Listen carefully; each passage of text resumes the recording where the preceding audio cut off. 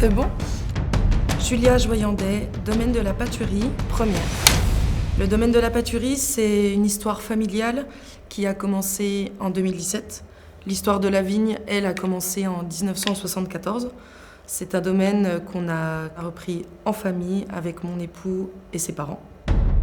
C'est une cuvée qu'on a réalisée en 2019 quand j'étais enceinte de ma fille, Olivia, le nom de la cuvée. Donc forcément une cuvée un peu particulière, une cuvée également confidentielle, puisqu'en fait on est allé sélectionner une vingtaine de rangs sur une très belle parcelle de chardonnay. On a vraiment des raisins très concentrés, on a le calcaire blanc qui ressort. Enfin, voilà, c'est un endroit magique. Et ensuite, au niveau de la vinification, on a voulu faire quelque chose d'assez exceptionnel dans tous les sens du terme. On est allé chercher des fûts d'exception dans une très jolie tonnellerie et on est venu changer également un peu notre vinification. On a 18 mois d'élevage, on a très peu d'ouillage en fait pour venir chercher une micro-oxydation. On a un petit peu de bâtonnage et au final on arrive à avoir un très très bel équilibre entre un vin qui a du caractère, comme notre fille aujourd'hui, et beaucoup de finesse. Gueule de Loup, donc c'est une cuvée 100% Pinot Noir. On a plusieurs cuvées, mais celle-ci, je l'apprécie particulièrement parce qu'on vinifie de façon vraiment traditionnelle, dans des cuves bois tronconiques ouvertes. Donc on n'a pas de thermorégulation, rien du tout. On vient fouler le raisin au pied, on a une quinzaine de jours de cuvaison et pendant cette fermentation, on va venir extraire tout doucement, manuellement, en fait, avec des remontages et des pigeages, les tanins. Et ensuite, on a un élevage en fût de chêne pendant 1 an, où là, on choisit également de très jolies tonnelleries. On s'amuse un petit peu avec les différentes chauffes, etc. Et un tiers de fût neuf. L'aventure. L'aventure parce que quand on a repris ce domaine, on s'est vraiment lancé dans un gros challenge.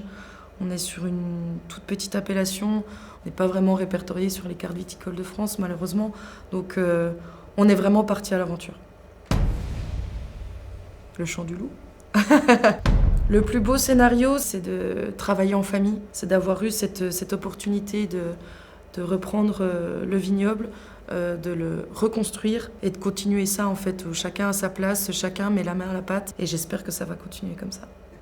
Comme tous les vignerons, j'aime beaucoup les vendanges. J'aime beaucoup les vendanges parce qu'il y a un mélange d'appréhension, de stress, d'excitation. C'est un aboutissement d'une année de travail, enfin une année, même plusieurs, parce qu'on sait que quand on va travailler à la vigne, notamment sur la taille, on se projette sur plusieurs années. Et les vendanges, on se dit, en fait, sur quelques jours, tout se joue. C'est vraiment en fait ce moment où on se dit, qu'est-ce qu'on va exprimer cette année? Comment on va l'exprimer? Et c'est des bons moments.